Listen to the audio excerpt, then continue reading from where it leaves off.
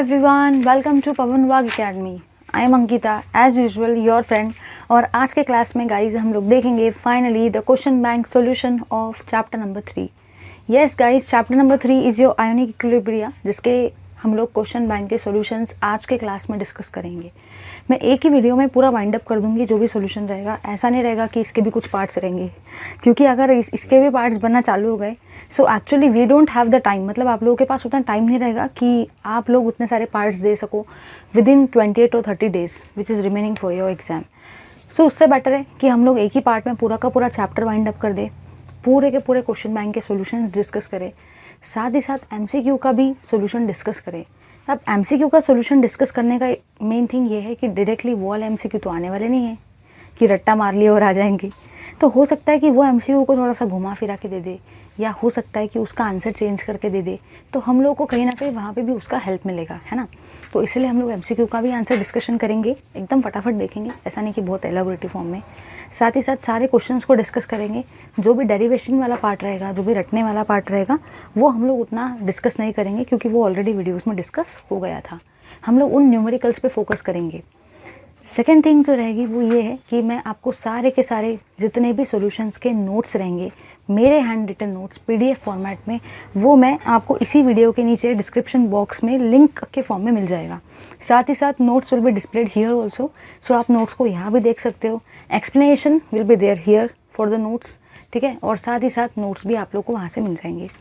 मेरी आप सबसे रिक्वेस्ट है कि नोट्स डाउनलोड करो। मैंने ऐसा तो नहीं किया कि कहीं से भी कट पेस्ट करके वो दे दिया, क्योंकि अगर मैं कट पेस्ट करके डायरेक्टली दे देती थी तो आप लोगों को समझ में ही नहीं आता था कि कितना आंसर लिखना है, इफेक्टिवली कैसे प्रेजेंट करना है। अगर मैं डायरेक्टली पैराग्राफ का पैराग्राफ बुक से पेस्ट करके लिख देती थी सपोज वो नोट्स में, तो हमें पता ही नहीं चलता था कि हमें आंसर को पॉइंट वाइज कैसे रिप्रेजेंट करना है कि नहीं। हम लोग ऐसे ही बस फटाफट करते चले जाते थे, समझता नहीं था कि पॉइंट वाइज कैसे लिखते, आंसर इफेक्टिव कैसे होता है कि नहीं। और आपके पास तो उतना टाइम है नहीं कि अभी आप बैठ के नोट्स बनाएंगे, तो डायरेक्टली वो डाउनलोड कर लो। एकदम बढ़िया तरीके से, एकदम तगड़े फैशन में मैंने वो नोट्स बनाए हैं। एग्जामिनर एकदम इम्प्रेस हो जाएगा। और पॉइंट बना बना के लिखे, ऐसा नहीं कि छाप के लिख दिया वहाँ से। चलो ज़्यादा टाइम वेस्ट किए बिना हम लोग डिस्कस करेंगे फर्स्ट पार्ट को। So let's discuss guys chapter number 3 question bank solution, and the first portion is MCQ, right guys. तो देखेंगे एमसीक्यूज जो कि है 1 मार्क के। सबसे पहला क्वेश्चन जो आपको यहाँ पे बोला गया है वो ये है, what is the percentage decomposition of 0.1 molar solution of acetic acid. अब देखो कैसा है ना, मैं डायरेक्टली आपको टिक मार्क भी करा सकती हूँ कि इसका आंसर सेकंड वाला है, टिक मार्क कर लो, और वो टिक मार्क किया हुआ भी है, लेकिन अपन वैसा नहीं करेंगे, क्योंकि ये चीज़ ठीक है जब आपका कंसनट्रेशन 0.1 मोलर है।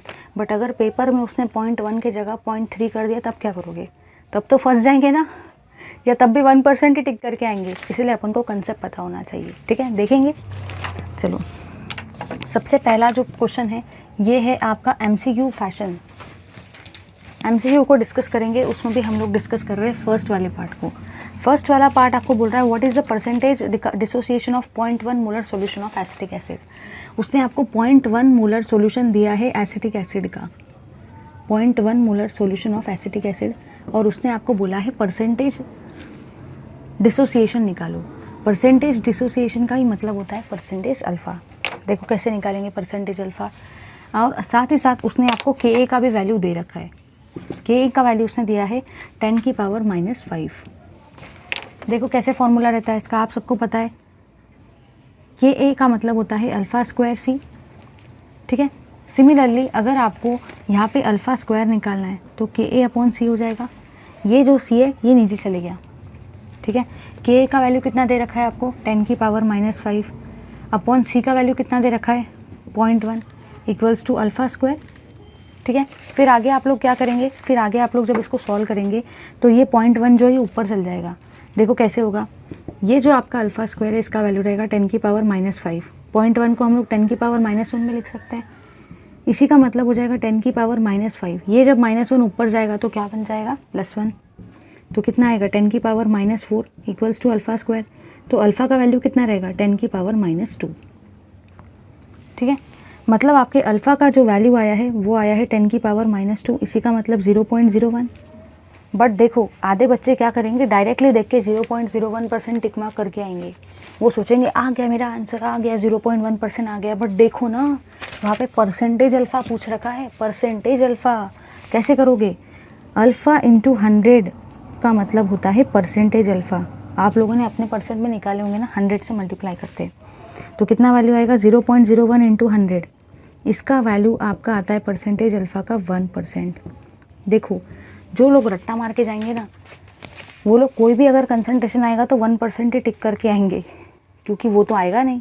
तो आपको 0.3 आ जाए, 0.4 आ जाए, कर लेंगे सारे के सारे। ऐसा मत सोचना, कभी भी अगर MCQ में आपका पहला ऑप्शन करेक्ट आता है तो ध्यान रखना वो गड़बड़ी भी हो सकती है, एक बार फिर से चेक करने का, क्योंकि पहले नंबर पे वो वही आंसर रखता है जो सारे स्टूडेंट का आता है, और सारे स्टूडेंट पगले जैसे उसको टिक मार्क कर देते हैं, जबकि वो आंसर रहता ही नहीं है। याद रखना, मेरी बात अच्छे से याद रखना, पेपर में अगर फर्स्ट ऑप्शन करेक्ट आता है प्लीज़ क्रॉस चेक करो। वो आपको अल्फ़ा का दिया था उसने, बट आपको तो परसेंटेज अल्फ़ा पूछ रखा है ना, ठीक है। तो दैट मीन्स आपके फर्स्ट वाले MCQ का आंसर है बी वाला। ऐसे ही कर लेना, और भी कुछ आ गया तो। अब अपन को देखने का है for the reaction HCl plus H2O gives H3O plus plus Cl minus ion. तो देखो वहाँ पे आपको बोल रखा है उसने कि कॉन्जुगेट एसिड बेस पेयर क्या रहेगा। आप सबको पता है, इसको लिखने का ज़रूरत नहीं है। आपको पता है H2O जो होता है और H3O प्लस जो होता है वो कॉन्जुगेट एसिड बेस पेयर होते हैं, क्योंकि जब पानी होता है, पानी जब H प्लस को ले लेता है तो वो क्या बन जाता है? H3O plus. मतलब H2O और H3O प्लस जो होते हैं उनमें से करेक्ट ऑप्शन में से सी वाला आंसर आपका करेक्ट है। वो दोनों क्या है? Conjugate acid base pair. अगर देखेंगे थर्ड वाले क्वेश्चन को, in the biochemical system pH of the blood in our body is maintain due to the following buffer. तो आप सबको पता है कि हमारे बॉडी में बायोलॉजी में भी आपने पढ़ा होगा, एप्लीकेशंस में भी आपने पढ़ा होगा, HCO3 माइनस और H2CO3 जो होता है उसके कॉम्बिनेशन से ही हमारे बॉडी में पीएच जो होता है ब्लड का वो मेंटेन रहता है, ठीक है। तो इसका आंसर कौन सा है? थर्ड वाला। फोर्थ वाले MCQ को देख रहे हैं, वो आपको बोल रहा है कि IP मतलब आयोनिक प्रोडक्ट होता है, KSP मतलब सॉल्युबिलिटी प्रोडक्ट होता है। तो ऐसी कौन सी कंडीशन है जब प्रेसिपिटेशन होता है? आप सबको पता है कि जब भी आयोनिक प्रोडक्ट ज़्यादा होता है सॉल्युबिलिटी प्रोडक्ट से, हमेशा होता क्या है? प्रेसिपिटेशन होता है। ये MCQ आने का चांस है पेपर में, ठीक है। प्लीज़ रट्टा मार लो, उसको नहीं आता है तो ये MCQ अच्छा खासा इंपॉर्टेंट MCQ है, ठीक है। तो आयोनिक प्रोडक्ट जब भी ज़्यादा रहेगा तो वहाँ पे प्रेसिपिटेशन होगा। नेक्स्ट क्वेश्चन को डिस्कस करेंगे, वो आपको बोल रहा है फिफ्थ वाले MCQ को, वो न्यूमेरिकल टाइप का है, वो उसको मैं डिस्कस करवाती हूँ। थेरोटिकल को डिस्कस करके हम अपना टाइम वेस्ट नहीं करेंगे, उसको देखेंगे, बट न्यूमेरिकल को एक्चुअली देखेंगे यहाँ पे कि कैसे सॉल्व करते हैं। तो अब हम लोग देख रहे हैं फिफ्थ वाले MCQ को। फिफ्थ वाले MCQ में आपको जो यहाँ पे बोल रखा है वो ये है कि आपको HF दे रखा है। HF का वैल्यू का Ka का जो वैल्यू है HF का वो है 7.2 इंटू 10 की पावर -4, ठीक है। साथ ही साथ आपको Kb का वैल्यू दे रखा है NH4OH के लिए, और इसका वैल्यू आपको दे रखा है 1.8 इंटू 10 की पावर -5।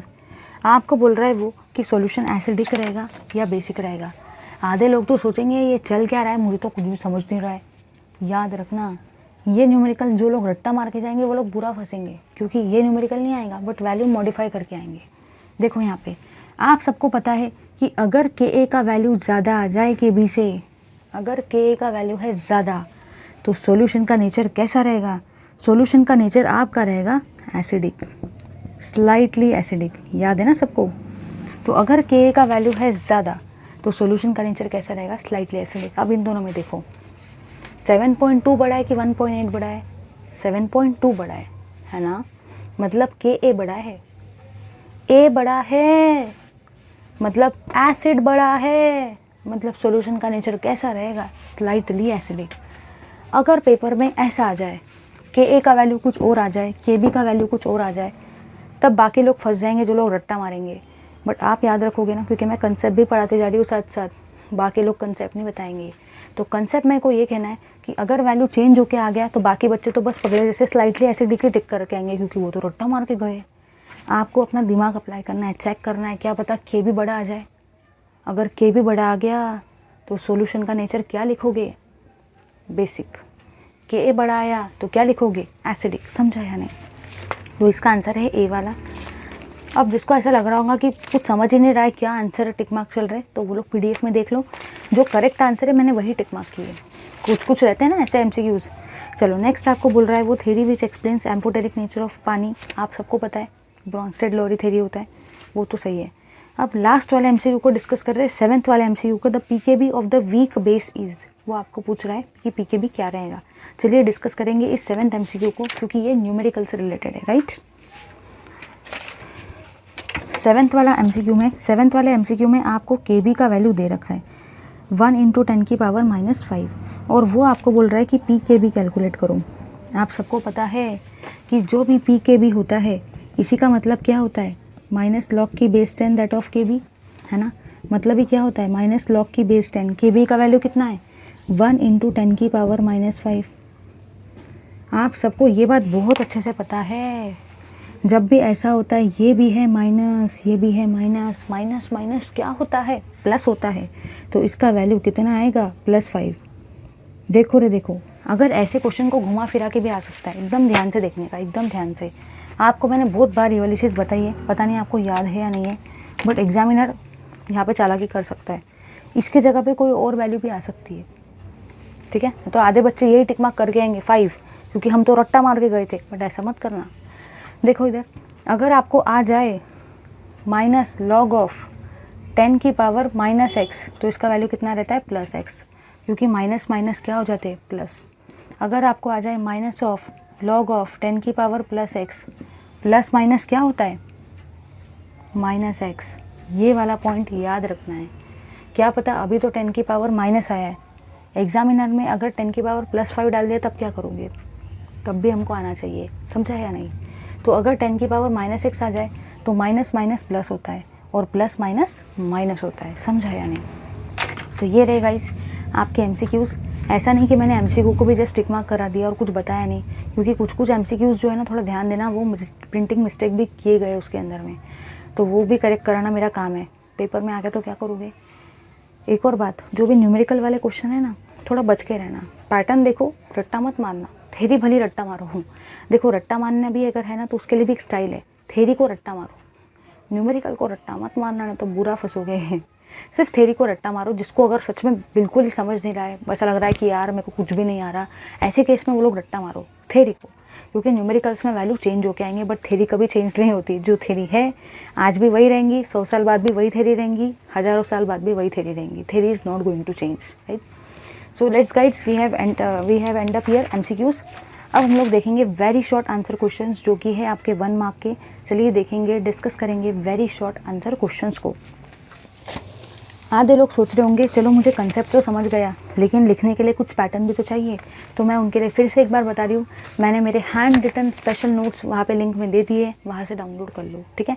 प्रिंट आउट निकालो, क्योंकि प्रिंट आउट निकाल के पढ़ने में एक अलग ही मज़ा है। सॉफ्ट कॉपी से आंखें लाइक ब्लिंक और समथिंग एल्स। चलिए देखेंगे फर्स्ट क्वेश्चन को, वेरी शॉर्ट आंसर क्वेश्चंस के, जो कि है 1 मार्क के। देखते हैं। सबसे पहला जो क्वेश्चन आपको यहाँ पे पूछ रखा है वो ये, name the buffer which is use to maintain the pH of 8 to 10 for precipitation of the cation 3A in the qualitative analysis.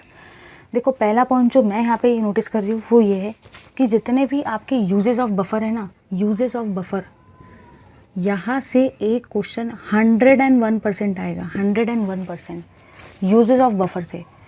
जब मैं इस क्वेश्चन बैंक का सॉल्यूशन निकाल रही थी, पता नहीं आपने एनालिसिस किया है या नहीं किया है, मैंने किया है, मैं बता देती हूँ। पेपर एनालिसिस के वक्त मुझे ये देखा कि यूजेस ऑफ बफर से मैंने 4 क्वेश्चन देखे, 4 क्वेश्चन।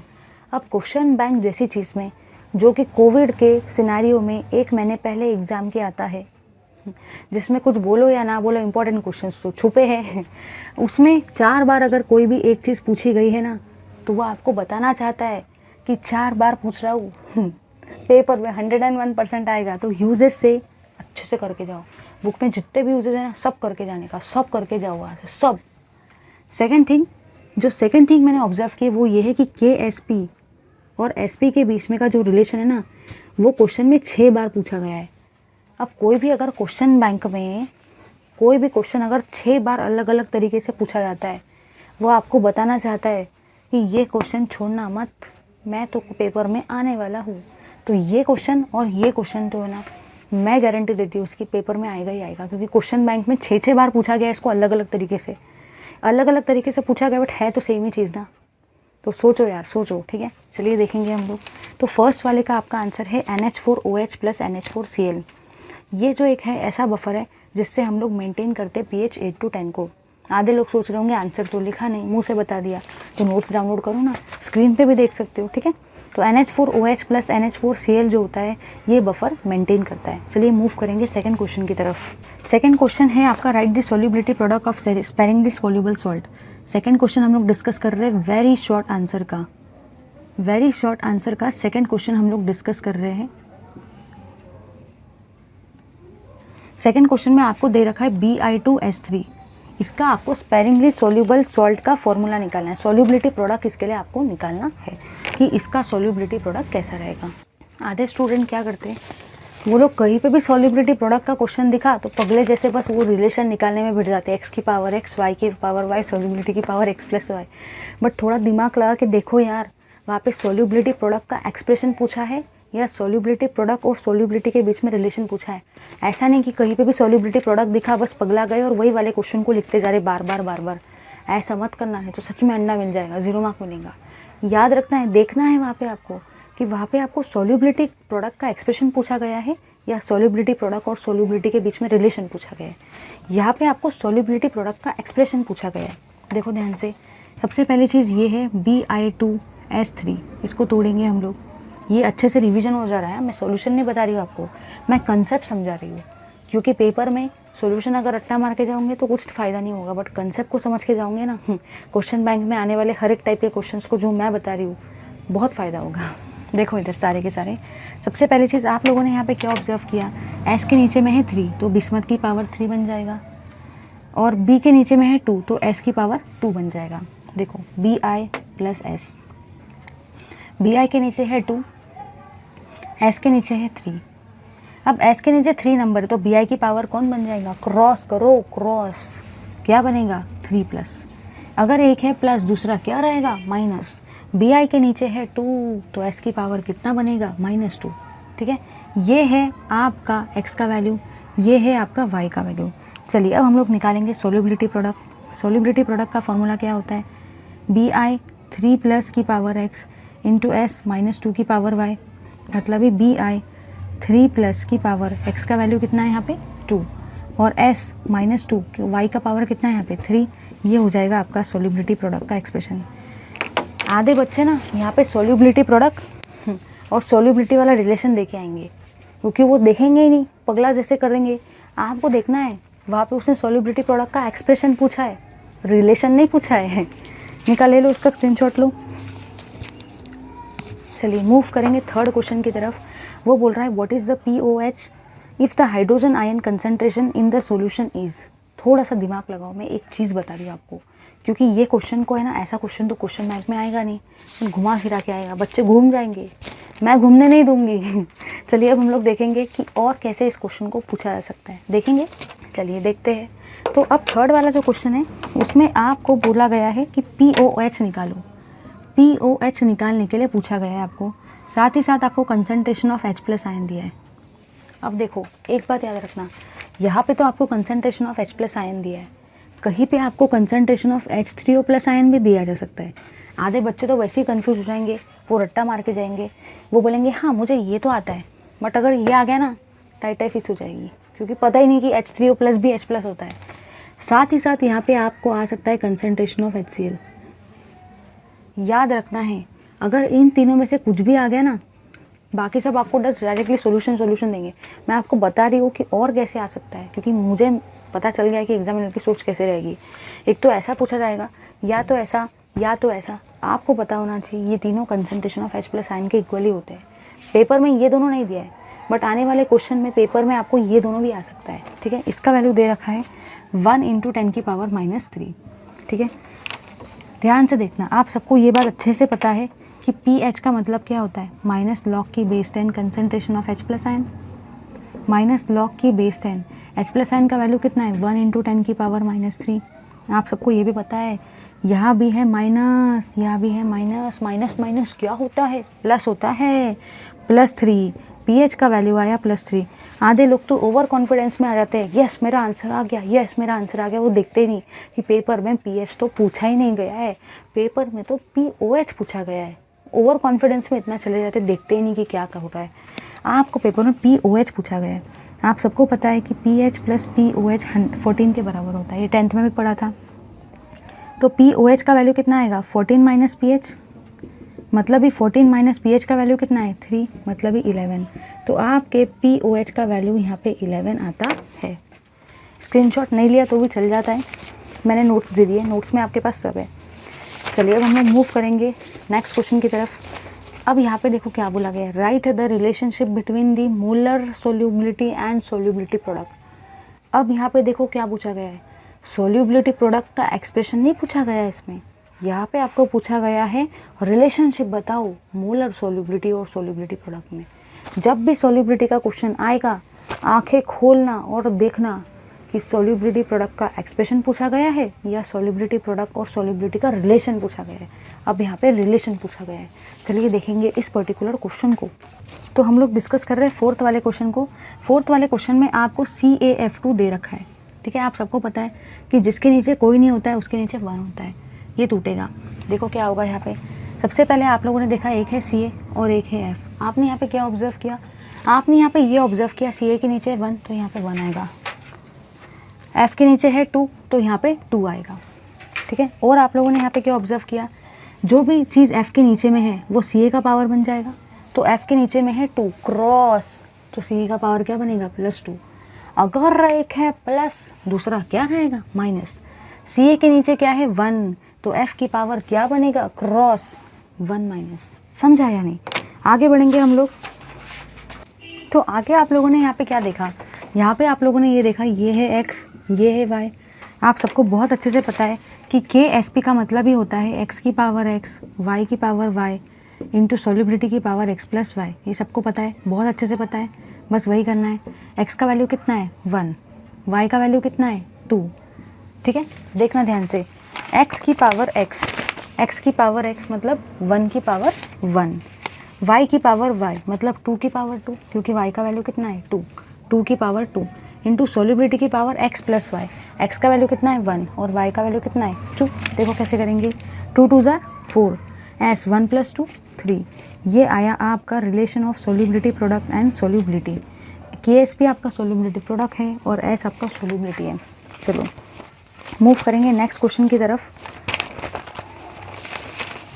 नेक्स्ट क्वेश्चन जो है आपका वो है, give any one example of the salt derive from weak acid and weak base. आपको बुलाया गया है कि वीक एसिड और वीक बेस से कोई भी एक सॉल्ट को डिराइव करो, तो उसका आंसर क्या रहेगा CH3COONH4। ये आपका वीक एसिड और वीक बेस का सॉल्ट होता है। नेक्स्ट है आपको बोला गया right the formula to calculate the pH of buffer solution.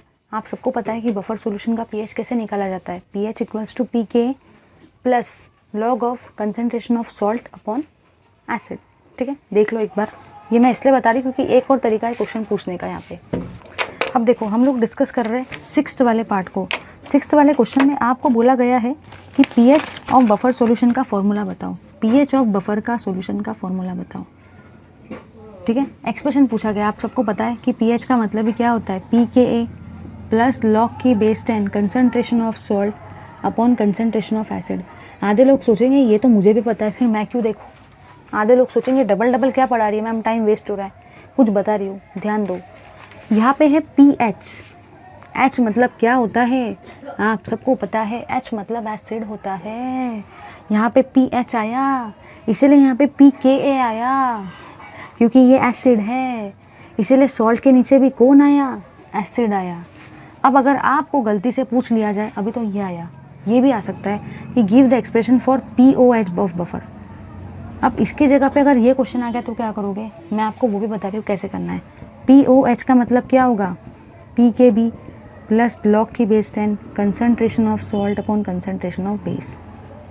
आधे लोग सोचेंगे चल क्या रहा है, कुछ समझ नहीं रहा है। देखो यहाँ पे POH है और जब भी OH आता है मतलब होता क्या है, मतलब बेस होता है, इसीलिए यहाँ पे B आया, इसीलिए तो यहाँ पे बेस आया। समझा है या नहीं, ये पूछा गया है क्वेश्चन बैंक में, ये आने के चांसेस है, क्योंकि क्वेश्चन बैंक तो आएगा नहीं, घुमा फिरा के आ जाएगा, वो मैं आपको बता दूंगी।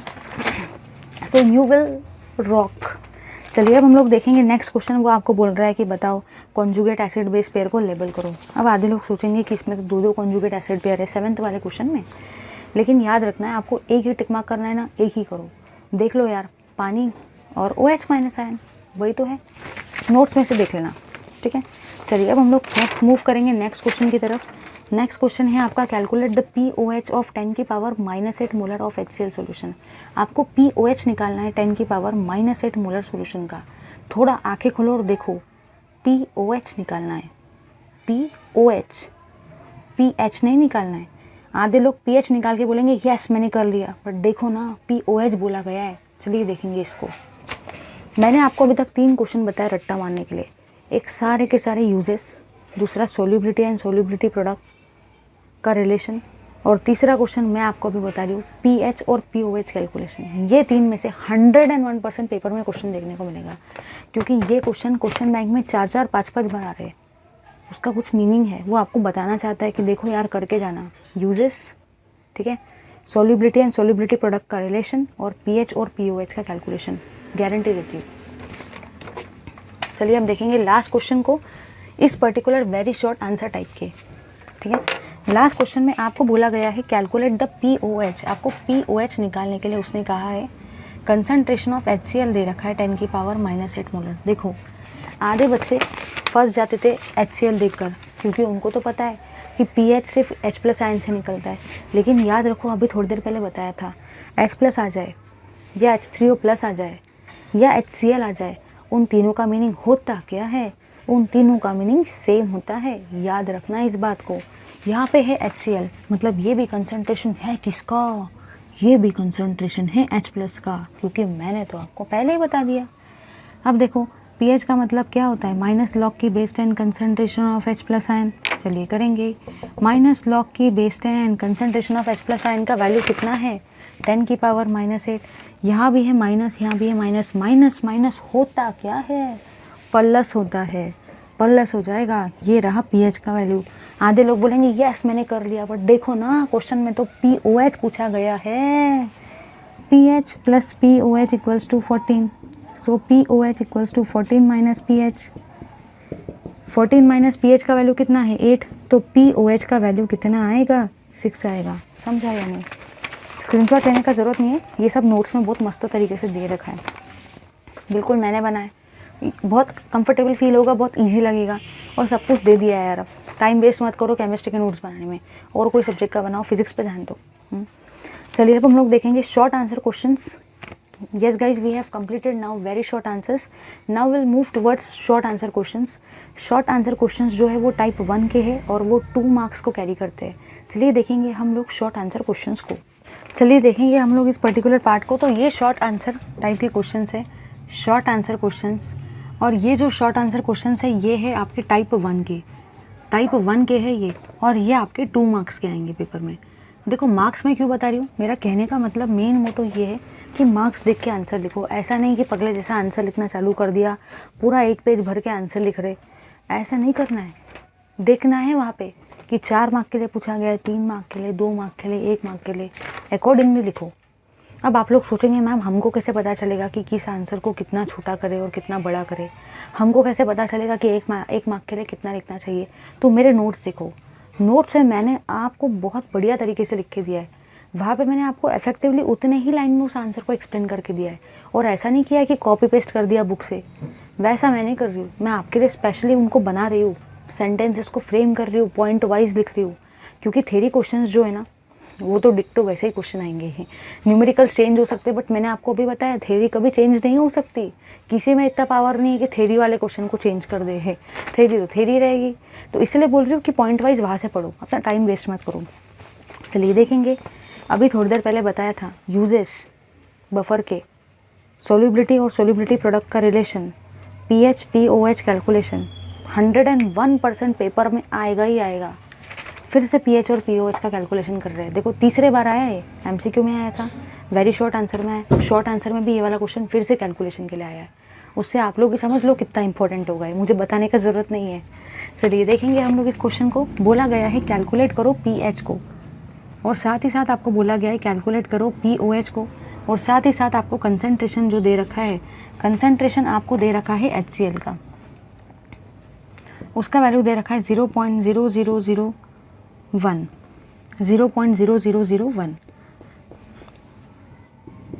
1 मोलर, ठीक है। अब कहना मुझे जो है वो यहाँ पे ये है।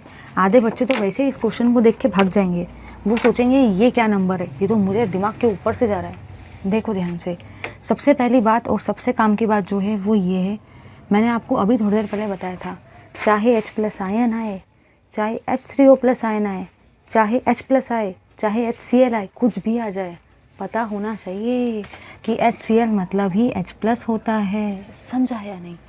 देखो यहाँ पे आपको सबसे पहले पूछ रखा है pH। pH का मतलब होता है माइनस लॉग की base 10 concentration of H+ ion, minus log की बेस 10। H+ आयन का वैल्यू कितना है? 0.0001। आधे लोग सोचेंगे इसका कभी लॉग निकलता भी है कि नहीं निकलता है। देखो ध्यान से, इसको पॉइंट को शिफ्ट करवाएंगे। इसको अगर शिफ्ट करवाया 1, 2, 3 और 4 डिजिट से शिफ्ट करवा रही पॉइंट को, 1, 2, 3, 4, तो इसी को हम लोग लिख सकते हैं माइनस लॉग की बेस 10, 10 की पावर 4। देखो ध्यान से, मैंने 4 डिजिट से शिफ्ट करवाया है इसलिए मैंने 4 लिखा। राइट हैंड साइड में शिफ्ट करा है, राइट हैंड साइड मतलब यहाँ पे क्या आएगा? माइनस आएगा। समझा या नहीं? अब आप सबको पता है यहाँ पे भी है माइनस, यहाँ पे भी है माइनस, माइनस माइनस क्या होता है? प्लस होता है। वैल्यू कितना आएगा? +4। ये तो आया pH का वैल्यू। फिर आपको पता है कि pH + POH मतलब ही क्या होता है? 14 होता है। तो POH का मतलब क्या आएगा? 14 - pH। 14 - pH का वैल्यू कितना आया? 4 आया। तो इन द सेम फैशन आपका यहाँ पे POH का वैल्यू कितना आएगा? 14 - 4, 10। ये निकल गया POH। समझा या नहीं? ये न्यूमेरिकल तीसरे बार अभी तक क्वेश्चन बैंक में आ चुका है, अभी और 2-3 बार आने वाला है। तो खुद ही समझ लो यार, 3 मार्क मिल जाएंगे फुकट में, 3 मार्क मिल जाएंगे, 2 मार्क मिल जाएंगे फ्री ऑफ कॉस्ट। मजाक है क्या? और आने वाला है ये 2-3 बार। स्क्रीनशॉट नहीं भी लिया तो भी चल जाता है, नोट्स में सब दे रखा है एकदम मस्त, बस बेस्ट तरीके से दे रखा है नोट्स में। चलिए अब हम लोग डिस्कस करेंगे फोर्थ वाले क्वेश्चन को, अब हम लोग डिस्कस करेंगे सेकंड वाले क्वेश्चन को, शॉर्ट आंसर टाइप के, टाइप 1 के। देखो फिर से क्वेश्चन सॉल्युबिलिटी प्रोडक्ट और सॉल्युबिलिटी पे आया। अभी बताया था मैंने uses of buffer, solubility and solubility product and pH and POH calculation. अब ये सॉल्युबिलिटी प्रोडक्ट का क्वेश्चन तीसरे बार आया है। सोच लो, अभी तो पूरा क्वेश्चन बैंक बाकी है और 2-3 बार आएगा, अभी तीसरे बार आया है। 101% पेपर में आएगा। समझा है ना? देखेंगे इसको। अब आपको नेक्स्ट क्वेश्चन जो पूछ रखा है वो पूछ रखा है सेकंड वाले, इसमें सॉल्युबिलिटी प्रोडक्ट आपको दे रखा है। सॉल्युबिलिटी प्रोडक्ट का मतलब होता है BaCl2 का दे रखा है, उसका वैल्यू है 4.0 × 10⁻⁸। आधे बच्चे बोलेंगे मुझे तो हर बार ही कन्फ्यूजन होता है कि ये सॉल्युबिलिटी प्रोडक्ट क्या है और सॉल्युबिलिटी क्या है। देखो जब भी सॉल्युबिलिटी प्रोडक्ट आता है, PB तो आ रहा है ना, सॉल्युबिलिटी प्रोडक्ट, और जब सिर्फ सॉल्युबिलिटी आता है मतलब S। समझ गया ना?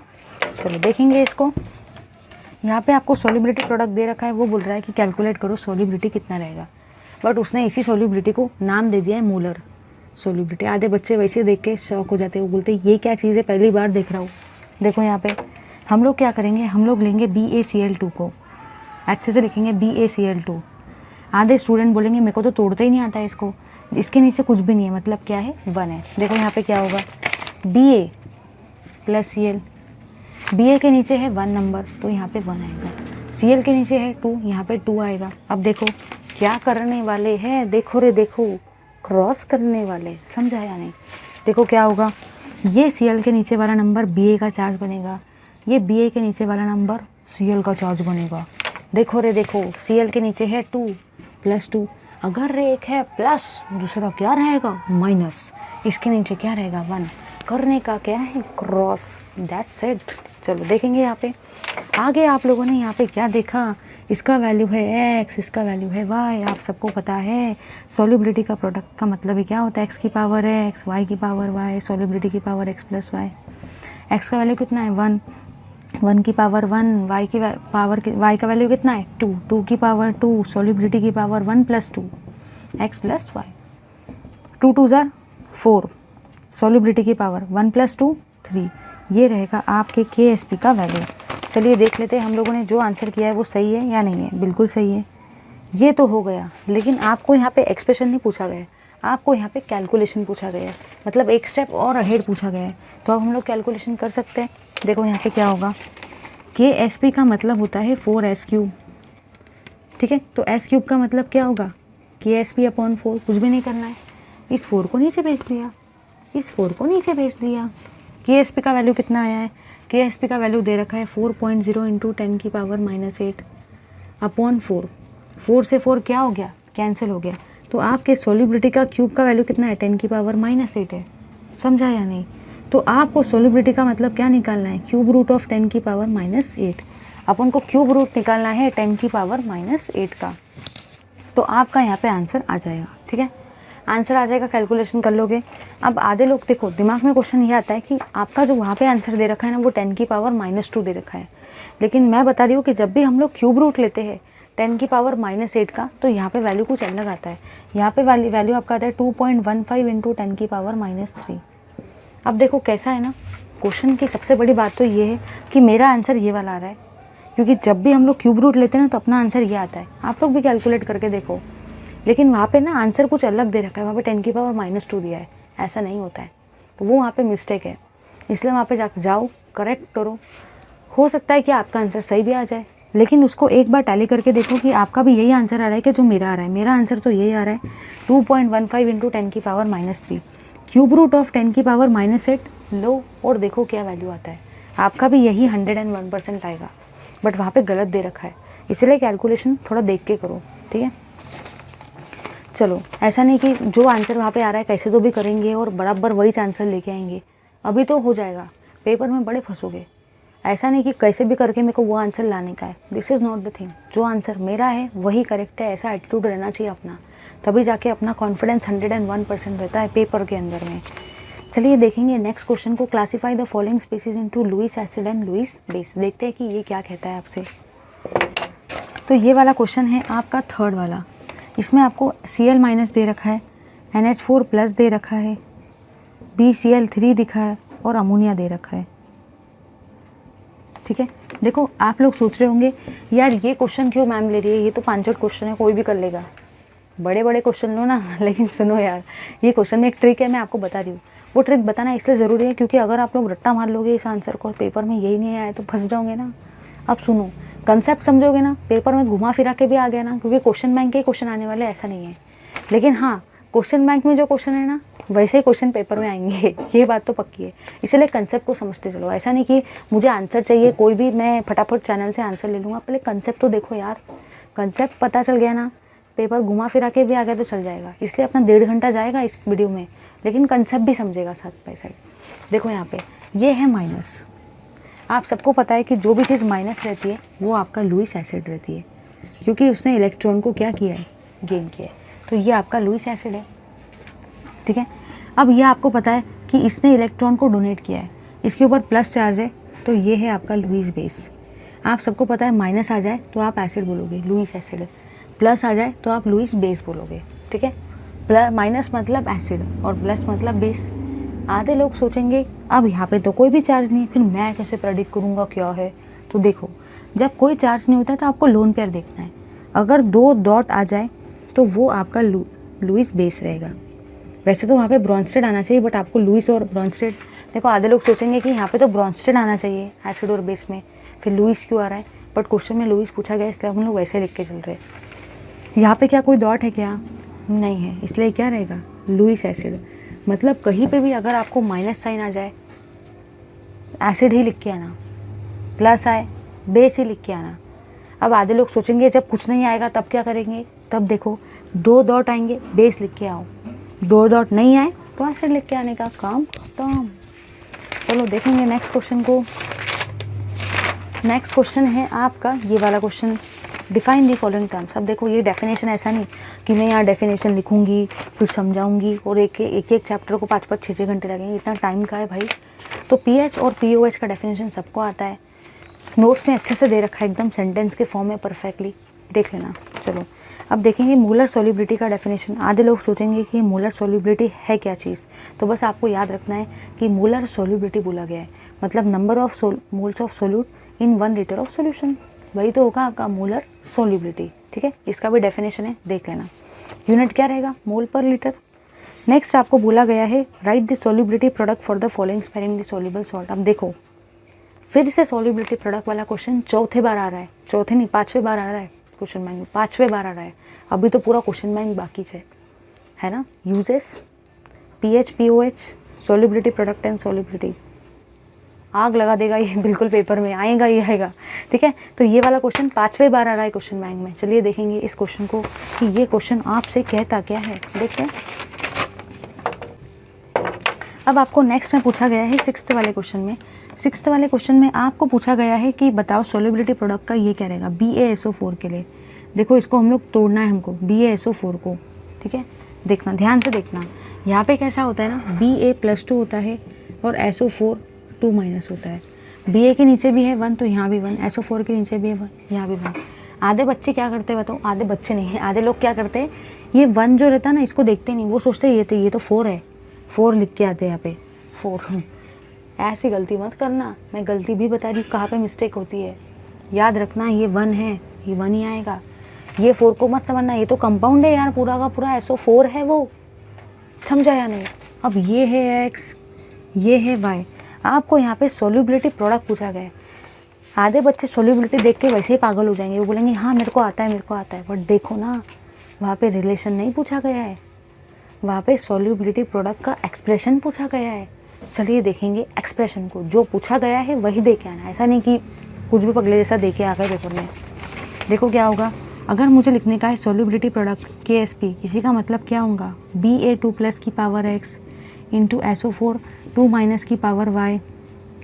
ठीक है, Ba2+, X का वैल्यू कितना है 1, Y का वैल्यू कितना है 1। ठीक है, ये हुआ आपके KSP का वैल्यू, समझा या नहीं। अब हम लोग देखेंगे सेकंड चीज़ को, ये तो हुआ फर्स्ट पार्ट। सेकंड पार्ट जो आपको इसी क्वेश्चन में दे रखा है वो है CaF2 का। बताओ CaF2 का, आप सबको पता है CaF2 कैसा रहेगा। देखो इधर Ca2+ + ट्वाइस ऑफ F-। आधे लोग सोचेंगे चल क्या रहा है, मेरे तो पूरे दिमाग के टेंजेंट जा रहा है। देखो यहाँ पे ध्यान दो, आप लोगों ने यहाँ पे जो ऑब्जर्व किया वो ये है Ca1 है इसलिए 1, F के नीचे 2 है इसलिए 2। अब देखो F के नीचे में है 2 तो Ca का चार्ज कितना बनेगा +2। Ca के नीचे है 1 तो F का चार्ज कितना बनेगा 1-। एक है प्लस, दूसरा क्या रहेगा माइनस। करना क्या होता है चार्ज में, क्रॉस, समझो या नहीं। चलो ये है आपके X का वैल्यू, ये है आपके Y का वैल्यू। क्या फॉर्मूला रहेगा, KSP = कंसनट्रेशन ऑफ Ca2+ की पावर X F- की पावर Y। क्या वैल्यू निकलेगा, कंसनट्रेशन ऑफ Ca2+ की पावर X का वैल्यू कितना है 1, Y का वैल्यू कितना है 2। ये रहेगा आपके KSP का एक्सप्रेशन। मेरी सबसे रिक्वेस्ट है, जैसे मैंने नोट्स में रिप्रेजेंट किया है फाइनल आंसर को एक ब्लॉक के अंदर में, मेरी आप सबसे रिक्वेस्ट है, सच में बता रही हूँ, जिनको अच्छे मार्क्स चाहिए उनके लिए, जिनको नहीं चाहिए रहने दो। वो लोग है ना ऐसे स्क्वायर बॉक्स में आंसर को रिप्रेजेंट करो। मैंने पेपर में एक रिप्रेजेंटेशन बताया है। देखो ये नोट्स देखने का फ़ायदा आपको ये मिलेगा, आंसर तो पता चल जाएंगे कैसे लिखना है, कितने पॉइंट्स लिखना है वो भी पता चलेगा, 1 मार्क 2 मार्क के लिए कितना लिखना है वो भी पता चलेगा, और साथ ही साथ आंसर कैसे रिप्रेजेंट करते हैं पेपर में वो भी पता चलेगा ब्लॉक के फॉर्म में सिस्टमैटिकली, इसलिए वो देखो। ठीक है, चलो अब हम लोग मूव करेंगे अपने नेक्स्ट क्वेश्चन की तरफ। चलिए देखते हैं, अब हम लोग यस गाइस मूव करेंगे शॉर्ट आंसर क्वेश्चन जो कि है टाइप 2 के, जो कि रहेंगे आपके 3 मार्क्स के। तो अब हम लोग देखेंगे short answer questions type 2 3 marks के जो आते हैं पेपर के अंदर में। चलिए देखेंगे इस पर्टिकुलर थिंग को। ये है आपके टाइप 2 के और ये है आपके 3 मार्क्स के। ध्यान से देखना, एकदम ध्यान से देखो। कैसा है ना, मैं करने को तो डायरेक्टली आपको सॉल्यूशन PDF से फटाफट पढ़ा सकती थी, ऐसा ही सॉल्यूशन सामने रख दिया होता था और बता देती थी ऐसा ऐसा वैसा वैसा है। लेकिन मैं नहीं चाहती हूँ कि आपके कंसेप्ट मतलब क्लियर नहीं हो। मैं आई जस्ट वॉन्ट कि your concept should be clear before the exam, so that अगर एग्ज़ाम में वो वाला क्वेश्चन आता है इट्स वेल एंड गुड, अगर नहीं आता है still you should be able to do that question because your concept should be clear for that. So मेरा जस्ट यही ट्राई है कि आपका मैं कंसेप्ट को भी साथ साथ क्लियर कर सकूं। साथ ही साथ मेरा ये भी ट्राई है कि मैं आप लोगों को पॉसिबिलिटीज़ और उस टाइप के क्वेश्चन को पूछने के बता सकूं, so that you will be aware for the paper, right. चलिए देखेंगे बफर सॉल्यूशन को। वो पूछ रहा है कि बफर सॉल्यूशन होता क्या है। मैंने आप सबको बताया था डेफिनेशन में, आप सबको पता है। फर्स्ट क्वेश्चन को डिस्कस कर रहे हैं इसके। आपको बताया था बफर बोलता है मैं ऐसा हूँ, चाहे मेरे अंदर एसिड को डालो, याद करो वीडियो को, चाहे अंदर मेरे अंदर बेस को डालो, चाहे मेरे अंदर पानी को डालो, मैं तो चेंज नहीं होने वाला हूँ, मेरा pH चेंज नहीं होने वाला है, इसलिए मेरा नाम क्या है, बफर है। याद है ना, चाहे मेरे अंदर एसिड को डालो, चाहे मेरे अंदर बेस को डालो, चाहे मेरे अंदर पानी या वाटर को डालो, मेरा पीएच तो चेंज नहीं होने वाला है। मैं तो पीएच चेंज को रेजिस्ट करने वाला हूँ, इसलिए मेरा नाम क्या है, बफर है। पता है ना बस। और आधे लोग सोचेंगे कि ये डेफिनेशन क्या बनाएंगे, ये तो बताओ। तो नोट्स में देख लो यार, एकदम मस्त कड़ाकेदार डेफिनेशन बना के दिया है। कंसेप्ट मैं समझा दे रही हूँ, मतलब ऐसा नहीं कि नोट्स पढ़ने के बाद अब कंसेप्ट क्लियर करना है, वो तो हो गया है। चलो देखेंगे टाइप्स ऑफ बफर को। सबको पता है कि अगर दुनिया में एक है प्लस, दूसरा क्या रहता है, माइनस। अगर एक है एसिड, दूसरा क्या रहेगा, बेस, काम खत्म। तो अगर एसिडिक बफर एक रहेगा, दूसरा रहेगा बेसिक बफर। अब सोचो, आधे लोग क्या करेंगे, यहाँ पे आंसर ही देख आएंगे, भूल जाएंगे कि 3 मार्क के लिए पूछा गया है। 3 मार्क के लिए आपको पूरा डेफिनेशन लिखने से मार्क्स नहीं मिलेंगे, उसने एक्सप्लेन करने के लिए बोला है, डिफाइन करने के लिए नहीं बोला है। तो आपको है ना एग्जाम्पल और फॉर्मूला भी देना पड़ेगा। तो मैंने आपको आंसर नोट्स के फॉर्म में बिल्कुल वैसे ही दिया है, डेफिनेशन दिया है, एग्जाम्पल भी बताया है और फॉर्मूला भी दिया है ना। तो 3 मार्क के लिए अगर आएगा, प्रॉमिस करो सारे के सारे करके आएंगे, क्योंकि ये आने के चांसेस है। तो एग्जाम्पल और फॉर्मूला दोनों लिख के आना, ठीक है। अभी बताया था एसिडिक और बेसिक बफर का फॉर्मूला। फिर ये बेसिक बफर का डेफिनेशन दे देना, सॉल्यूशन का मतलब एग्जाम्पल और एक्सप्रेशन, देखो वो भी मैंने दे रखा है। चलो अब हम लोग मूव करेंगे अपने नेक्स्ट क्वेश्चन की तरफ। नेक्स्ट क्वेश्चन है आपका, right any one application yes of each of the following buffer. देखो आया कि नहीं बफर का क्वेश्चन, ये आपके एप्लीकेशन पर है। आपको पूछा गया है साइट्रेट बफर। तो देखो पेनिसिलिन ड्रग सबने सुना है, तो पेनिसिलिन ड्रग को जब प्रिपेयर करते हैं तो स्टेबलाइजर के फॉर्म में साइट्रेट बफर को डाला जाता है। हाँ याद रखना। HCO3 माइनस प्लस H2CO3 जो होता है, ये मैंने आपको अभी बताया कि हमारे ब्लड का जो पीएच होता है उसको कंट्रोल करने के लिए लगता है। NH4OH प्लस NH4Cl जो होता है, ये हम लोग यूज़ करते हैं प्रिपरेशन के वक्त, कटायन 3 ग्रुप के, थर्ड ए ग्रुप के प्रिपरेशन के वक्त, ठीक है। ये 3 जो यूजेस है ना, अभी तो तुमको ये क्वेश्चन के फॉर्म में दिख रहा है, पेपर में यहाँ से MCQ भी आ सकता है, ध्यान रखो। अब नेक्स्ट क्वेश्चन देखेंगे, derive the equation which implies that the degree of dissociation of weak acid is inversely proportional to the concentration. अब आधे लोग सोचेंगे यार ये तो डेरिवेशन है, इतना सारा कौन पढ़ेगा, लेकिन सुनो यार सुनो। सबसे पहली और सबसे काम की चीज़ ये है कि अगर आप लोग ये डेरिवेशन को पढ़ लेते हो तो पेपर के 3 मार्क भी पक्के हो सकते हैं, क्योंकि न्यूमेरिकल में आपको पता नहीं है आंसर क्या आने वाला है, बट डेरिवेशन एक ऐसी चीज़ है जहाँ पे हमें पता होता है कि हमें आंसर क्या लाने का है। इसलिए डेरिवेशन से अच्छा रट्टा मारने के लिए कुछ और हो ही नहीं सकता है। डेरिवेशन एक ऐसी चीज़ है जिसको अगर आप लोगों ने रट्टा मार लिया, रट्टा मारो, प्रैक्टिस करो, जो भी करना है करो यार, लेकिन आपको पता है कि आंसर क्या आने वाला है, तो हम लोग उस अकॉर्डिंगली स्टेप्स को एडजस्ट करते हैं। कुछ लोग होते हैं कि जिनको बीच में का स्टेप नहीं आता है कि बीच में क्या होने वाला है, मैं तो भूल गया, लेकिन उनको फाइनल आंसर अगर पता है ना, तो बराबर वो स्टेप्स को ऐसे अरेंज करते हैं कि वो फाइनल आंसर आ जाता है, और वो फाइनल आंसर को बड़े से बक्से में डाल के लिखते हैं, बड़े से ब्लॉक में डाल के लिखते हैं। एग्जामिनर वो आपके वो जो भी भूल जाते हो वो स्टेप्स की तरफ ध्यान भी नहीं देता है, क्योंकि आपने प्रूफ जो है ना, ये ट्रिक है, किसी को बताना मत, वो प्रूफ को बॉक्स में डाल दिया है। तो इसलिए प्रूफ तो भी एटलीस्ट रट्टा मार के जाओ कि लास्ट में उसको बराबर लाई देने का। चलो देखेंगे इस एक्सप्रेशन को कि ये वाला एक्सप्रेशन एक्चुअली कैसे आता है। आधे लोग सोच रहे होंगे एक्सप्रेशन को क्यों देखें, हमारा तो टाइम वेस्ट होगा, लेकिन कैसा है ना, अपन लोग एक्सप्रेशन को भी देखते हैं क्योंकि अपन को आइडिया आ जाएगा, क्योंकि पेपर में आएगा। चलिए देखेंगे एक्सप्रेशन को, फटाक से देख लेते हैं, ज़्यादा टाइम नहीं वेस्ट करेंगे अपना। तो यहाँ पे आपको बोल रखा है कि जो भी आपका डिग्री ऑफ डिसोसिएशन है, हम लोग थर्ड क्वेश्चन को डिस्कस कर रहे हैं। डिग्री ऑफ डिसोसिएशन मतलब अल्फा होता है, वो इन्वर्सली प्रोपोर्शन होता है स्क्वायर रूट ऑफ कंसंट्रेशन को प्रूव करना है। देखो यहाँ पे क्या होगा, सबसे पहले स्टेप में आपको यहाँ पे, आधे बच्चे तो वैसे ही कंफ्यूज हो जाते हैं कि मेरे को एसिड में लेने का है कि बेस में, तो क्वेश्चन में आपको एसिड बोला गया मतलब आप एसिड बोलेंगे। आधे बच्चे बोलेंगे मुझे तो ये एसिड नहीं दिख रहा, ये कहाँ से एसिड है, तो देखो ना यहाँ पे H है, HCl या कोई भी ऐसा कंपाउंड जिसमें H होता है वो क्या होता है, एसिड होता है। समझा या नहीं? आप देखेंगे आगे, आप लोगों ने यहाँ पे क्या देखा, जब टाइम था ज़ीरो तो ये था 1, ये था 0 0। जब टाइम का वैल्यू आया t तो ये हुआ आपका अल्फ़ा, ये हुआ अल्फ़ा, ये कितना बचा 1 माइनस अल्फ़ा। अगर मैं बात करूँगी कंसंट्रेशन की, तो कंसंट्रेशन का मतलब क्या होता है, कुछ भी नहीं, अमाउंट को वॉल्यूम से डिवाइड कर देंगे, ठीक है। अब मुझे निकालने का है इसके लिए आयोनिक प्रोडक्ट का वैल्यू। हम लोग मूव करेंगे नेक्स्ट पार्ट की तरफ। अगर मैं लेती हूँ Ka का वैल्यू, तो Ka का मतलब होता है concentration of H plus ion into concentration of A minus upon concentration of HA। आधे लोग बोलेंगे यार ये चल क्या रहा है, कुछ भी समझ में नहीं आ रहा। देखो इधर concentration of product upon concentration of reactant, समझा या नहीं?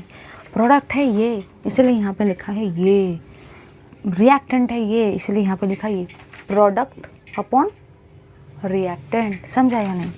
चलो करेंगे इसको सॉल्व। प्रोडक्ट एच का वैल्यू कितना है? Alpha upon we.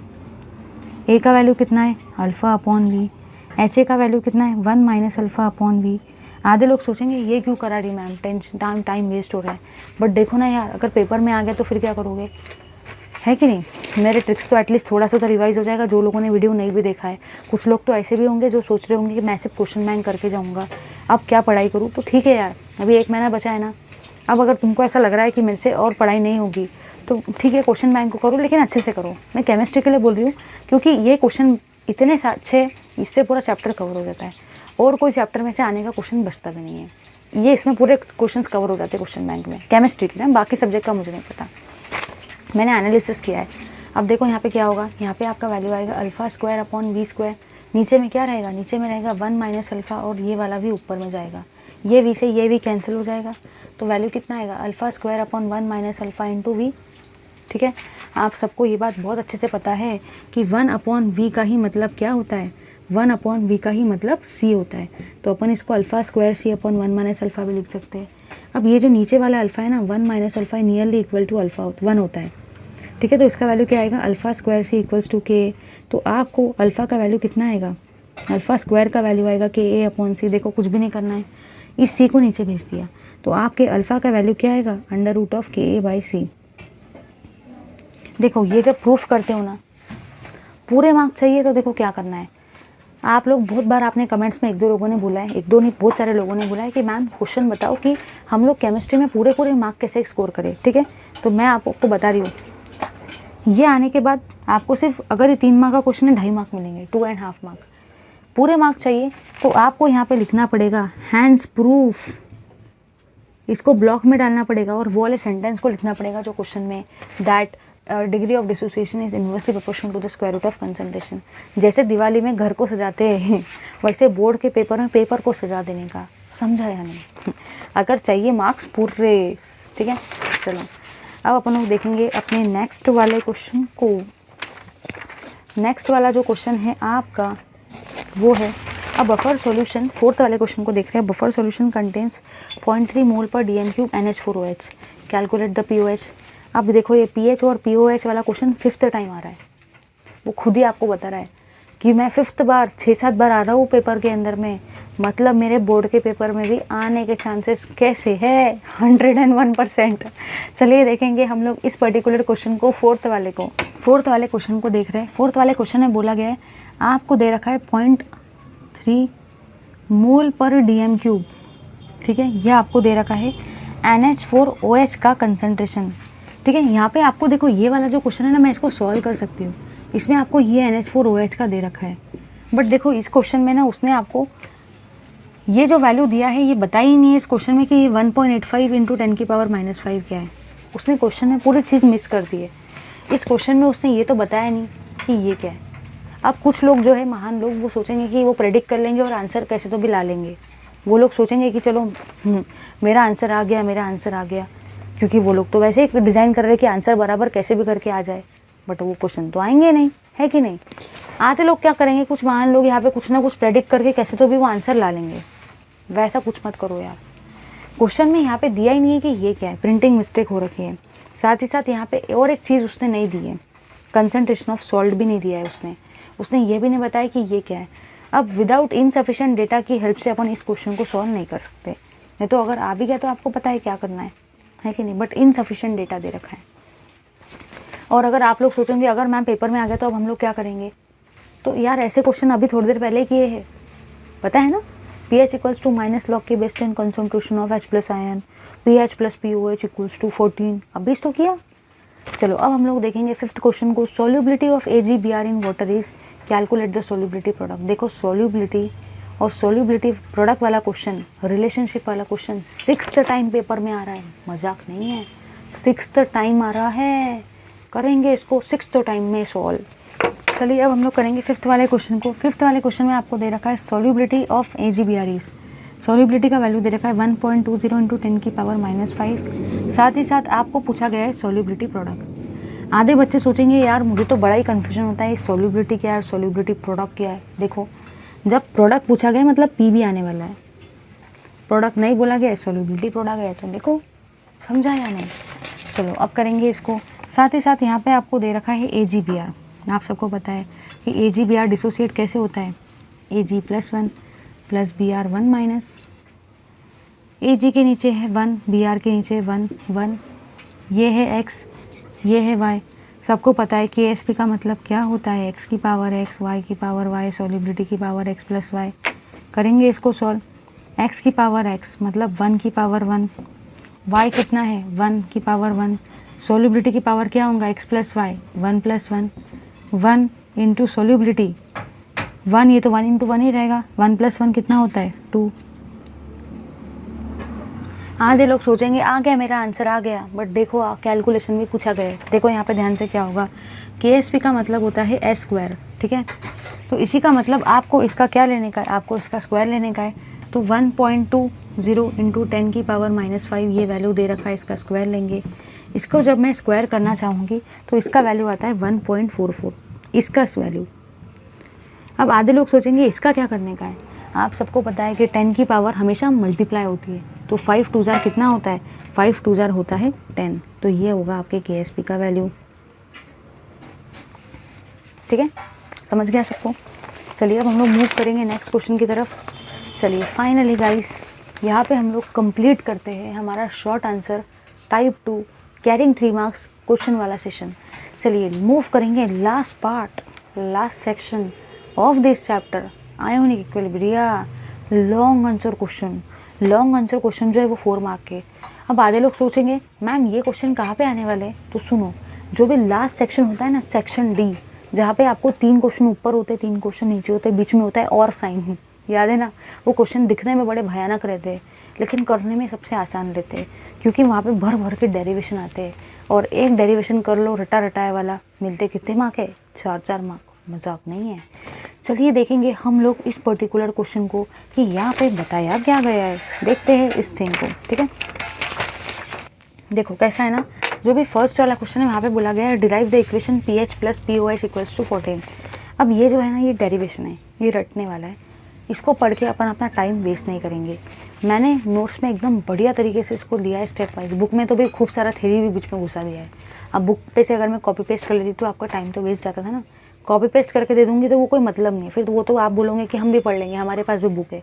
Copy paste करके क्या मतलब यार, हम भी पढ़ लेंगे, हमारे पास भी बुक है, बट मैं कॉपी पेस्ट वाला सिस्टम नहीं कर रही हूँ। I am working very hard for you so as to take out the single effective point, okay. चलिए ये जो है ये तो रटा रटाए वाला क्वेश्चन है, वीडियो में भी बढ़िया तरीके से एक्सप्लेन किया था, देखो प्रैक्टिस करो, सॉल्व करो, ठीक है। चलिए मूव करेंगे हम लोग अपने नेक्स्ट क्वेश्चन की तरफ। नेक्स्ट क्वेश्चन जो है आपको यहाँ पे बोला गया है वीक इलेक्ट्रोलाइट और स्ट्रॉन्ग इलेक्ट्रोलाइट का डिस्टिंग्विश बिटवीन। अब मैं ऐसा नहीं करूँगी कि यहाँ पे डिस्टिंग्विश बिटवीन लिखूँगी फिर आपको एक्सप्लेन करते बैठूँगी, ऐसा कुछ नहीं होगा। आप सबको पता है कि स्ट्रॉन्ग इलेक्ट्रोलाइट का मतलब ही है स्ट्रॉन्ग। वो बोल रहा है मैं पूरी तरह से डिसोसिएट हो जाऊँगा, क्योंकि मेरा नाम ही क्या है, स्ट्रॉन्ग, मैं पूरी तरह से डिसोसिएट हो जाऊँगा। अब एक का नाम है वीक इलेक्ट्रोलाइट, वीक इलेक्ट्रोलाइट, वो बोलेगा मैं पूरी तरह से डिसोसिएट नहीं होऊंगा, मैं पूरी तरह से डिसोसिएट नहीं होऊंगा, मतलब ही वो जो है वीक इलेक्ट्रोलाइट वो डिसोसिएट कैसे होगा, स्मॉल एक्सटेंट पर, बहुत कम, इसलिए उसका नाम क्या है, वीक। समझा या नहीं। अब आधे लोग सोचेंगे कि बस हो गया डिस्टिंग्विश बिटवीन में, बस इतना पॉइंट लिख दिया काम खत्म, तो नहीं, पूरे मार्क नहीं मिलेंगे। पूरे मार्क चाहिए तो एग्जाम्पल भी लिखना पड़ेगा, तो मैंने आपको नोट्स में दे दिया, देखो वहाँ से एग्जाम्पल लिखना मत भूलना, कुछ भी नहीं करना है रही। स्ट्रॉन्ग इलेक्ट्रोलाइट में क्या एग्जाम्पल डालेंगे, strong acid strong base, weak electrolyte में क्या एग्जाम्पल डालेंगे, वीक एसिड वीक बेस। समझा या नहीं। चलिए अब मूव करेंगे नेक्स्ट क्वेश्चन की तरफ। फिर से क्वेश्चन आ गया सॉल्युबिलिटी और सॉल्युबिलिटी प्रोडक्ट का। अब ये क्वेश्चन है ना पेपर में 8वीं बार आया है, 8 times. Single question similar question is coming for 8 times in the paper, in the respective paper of question bank। खुद ही सोचो रे, 8वीं बार आ रहा है, मजाक नहीं है। चलिए करेंगे इस क्वेश्चन को ज़्यादा टाइम वेस्ट किए बिना।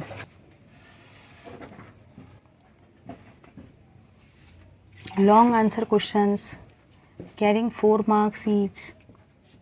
ठीक है, इसमें हम लोग डिस्कस कर रहे हैं सेकंड वाले क्वेश्चन को। वहाँ पे आपको बोल रखा है वो कि गैस जो है वो सोल्युबिलिटी है, आप सबको ही पता है। वो बोल रहा है KSP सोल्युबिलिटी प्रोडक्ट है, वो आप सबको ही पता है क्योंकि P आ रहा है मतलब प्रोडक्ट रहेगा। फिर आपको बोला गया है कि BaSO4 और CaS2 के लिए F2 के लिए निकालो। बस वही काम है, देखो रे देखो कैसे करेंगे। BaSO4 और CaF2 के लिए आपको पूछा गया है, देखो कैसे करेंगे। आप सबको पता है कैसे टूटता है ये, Ba+2 प्लस SO4 2 माइनस, यहाँ पे भी है 1, यहाँ पे भी है 1। CaF2 कैसे टूटता है, Ca+2 plus twice of F minus. आधे लोग सोचेंगे ये चल क्या रहा है, कुछ दिमाग में नहीं जा रहा है। देखो इधर Ca के नीचे है 1, यहाँ पे 1, F के नीचे है 2, यहाँ पे 2। हमेशा चार्ज कैसे देते हैं, बस क्रॉस करते हैं, समझा या नहीं। देखो यहाँ पे क्या होगा, F के नीचे है 2, Ca का चार्ज बना +2, Ca के नीचे 1, F का चार्ज कितना बना -1। अगर एक है प्लस दूसरा क्या रहेगा माइनस, समझा या नहीं। अगर एक है प्लस दूसरा क्या रहेगा माइनस। ये है x y x y। ठीक है, करेंगे इसको सॉल्व। आप सबको पता है KSP का मतलब क्या होता है, x की पावर x, y की पावर y, सोल्युबिलिटी की power x plus y। x का वैल्यू कितना है, 1 की पावर 1, 1 की पावर 1, s की पावर 1 प्लस 1। यहाँ पे x का वैल्यू कितना है, 1 की पावर 1, y का वैल्यू कितना है, 2 की पावर 2, s की पावर 1 प्लस 2। देखो यहाँ पे क्या हो जाएगा, s की पावर 2, यहाँ पे क्या हो जाएगा 2 2 ज़ार 4, s 1 प्लस 2 कितना होता है 3। समझा या नहीं। This is called as quick revision. यहाँ पे क्विक रिविजन भी हो रहा है चैप्टर। कितने फ़ायदे हो रहे हैं, देखो 1.5 घंटा देना पड़ रहा है, पूरा एक चैप्टर भी कवर हो रहा है, क्विकली रिवीजन भी हो रहा है, एक्सप्लेनेशन भी सारे क्वेश्चंस का मिल जा रहा है, नोट्स भी मिल जा रहे हैं, और ये भी पता चल जा रहा है कंसेप्ट कौन सा है। और साथ ही साथ last but not the least आपको ये भी पता चल रहा है कि क्वेश्चन और कैसे आ सकता है घुमा फिरा के, समझा या नहीं। चलिए अब हम लोग डिस्कस करेंगे। आपको साथ ही साथ इसमें एक और चीज़ पूछी गई है, calculate the concentration of H3O+ ion in soft drink.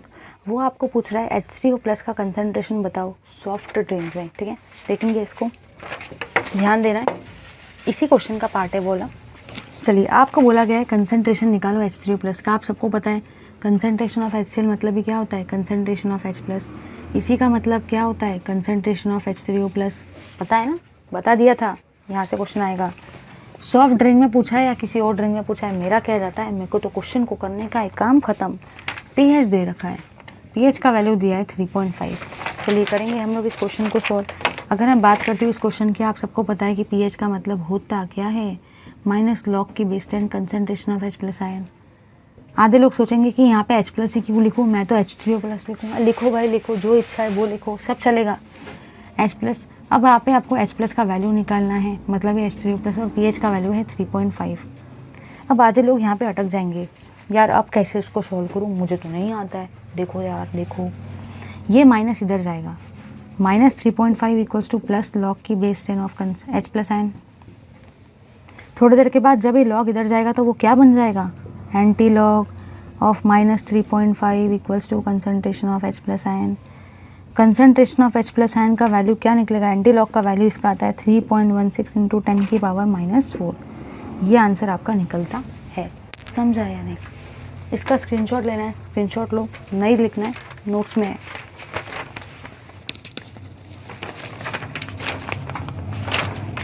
चलिए गाइस, अब फाइनली हम लोग देखेंगे क्वेश्चन नंबर 3 को, जो कि है उसको आपको बोला गया है explain the amphoteric nature of water.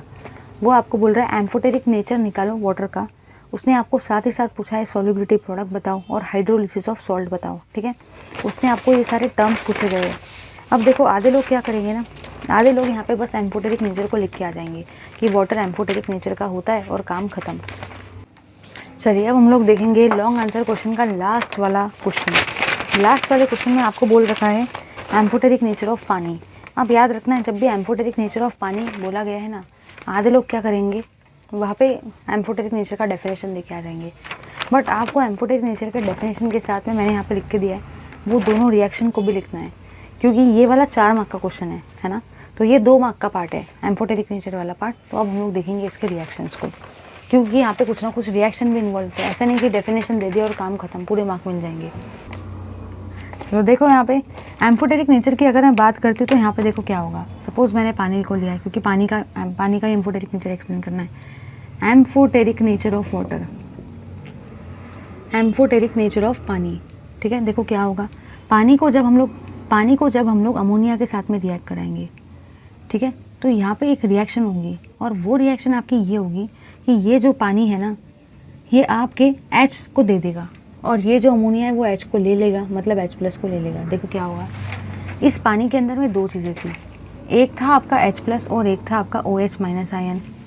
OH- ion को एज इट इज़ लिख दिया। ये H+ जो है ना, ये अमोनिया ने ले लिया और क्या बना लिया, NH4+। समझा या नहीं? ये तो हुआ आपका पहला पार्ट, ठीक है। सेकेंड रिएक्शन आपकी यहाँ पे क्या रहेगी, ये जो है ये आपका एसिड है। आधे लोग बोलेंगे कि यहाँ पे पानी एसिड क्यों है, क्योंकि पानी ने H+ को दे दिया है अमोनिया को, पानी ने H+ अमोनिया को दे दिया है, इसीलिए पानी क्या रहेगा, एसिड रहेगा। आधे लोग सोचेंगे अगर मेरा दिमाग काम नहीं करेगा पेपर में तब मैं कैसे प्रेडिक्ट करूँगा, तो देखो यहाँ पे कैसे प्रेडिक्ट करेंगे।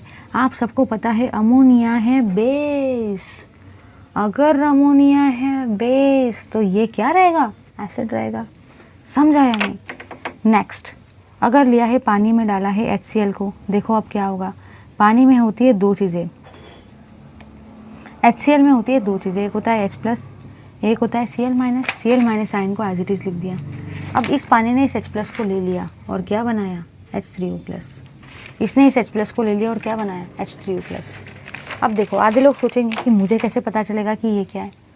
देखो रे देखो, ये तो है HCl और HCl हमेशा आपका क्या रहता है, आप सबको पता है कि HCl तो एसिड रहता है, तो बाजू में आने वाला क्या रहेगा, बेस रहेगा।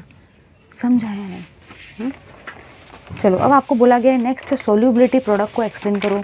सबको पता है सोल्यूबिलिटी प्रोडक्ट, देखो डेफिनेशन को रट्टा मत माना, ये भी क्वेश्चन आने का चांस है। तुम्हें पता है जो कैसे लिखना है, सोल्यूबिलिटी का प्रोडक्ट बोला गया है, मतलब क्या रहने वाला है, product of equilibrium concentration. Equilibrium concentration लेंगे कॉन्स्टिट्यूएंट आयंस का इक्विलिब्रियम कंसंट्रेशन लेंगे, पावर में उनके कोएफिशिएंट को रेस करेंगे, उसको हम लोग बोलेंगे सोल्यूबिलिटी प्रोडक्ट। देखो यहाँ पे कैसा रहेगा, एक बार देख लो। अब अपन लोगों को देखने का है प्रोडक्ट ऑफ इक्विलिब्रियम कंसंट्रेशन। देखो सपोज ये है AB, अब ये जो AB है ये आपको देगा A+ और B-, यहाँ पे है लेटेस्ट से X, यहाँ पे है Y।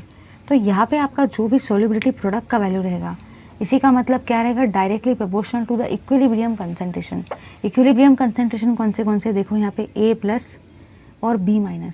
आधे बच्चे बोलेंगे मुझे तो ये इक्विलिब्रियम दिख ही नहीं रहा है, तो देखो यहाँ पे इक्विलिब्रियम का सबको साइन दिख रहा है, मतलब ये कंसंट्रेशन कौन से रहेंगे, इक्विलिब्रियम कंसंट्रेशन।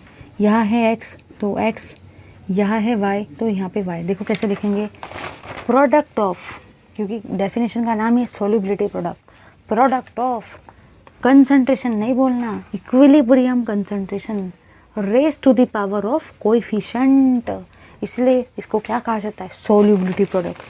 अब अपन लोग देखेंगे हाइड्रोलिसिस ऑफ सॉल्ट। आधे लोग सोचेंगे यार इसमें क्या डेफिनेशन लिखना है, तो देखो ना, सॉल्ट बोला है और हाइड्रोलिसिस बोला है। अब हाइड्रोलिसिस मतलब क्या होता है, पानी, मतलब सॉल्ट का रिएक्शन किसके साथ में करवाने का है, पानी के साथ में, क्योंकि नाम क्या है, हाइड्रोलिसिस ऑफ सॉल्ट। तो आपको क्या करवाना है, रिएक्शन विद पानी, रिएक्शन कराएंगे सॉल्ट का पानी के साथ में, बनेगा क्या, एक तो बनेगा acidic solution, basic solution, neutral solution, कुछ भी बन सकता है। So this is your hydrolysis of salt. Okay guys, so finally we came to the end of this question bank solution. मैंने अपना पूरा बेस्ट देने की कोशिश की है। मेरी आप सबसे बस एक ही रिक्वेस्ट है कि कमेंट करो, बताओ कि मुझे मेरा ये जो सॉल्यूशन का एक्सप्लेनेशन है ये आपको कैसे लग रहा है, how you are feeling about the explanation. Seriously I promise you all कि मैं आपके सारे कमेंट्स देखती हूँ और देखने वाली हूँ सारे कमेंट्स। आपके कमेंट्स मेरे लिए काफ़ी मोटिवेटिंग रहेंगे for the next upcoming 13 chapters which are remaining, right, including organic, including inorganic. Tension मत लो, मैं सब क्वेश्चन बैंक कवर कराने की पूरी कोशिश करूँगी विथ, मतलब बहुत फास्ट, ठीक है। Till then bye bye. You can find the notes of the PDF in the PDF format in the link which is given in the description box. Till then, thank you very much.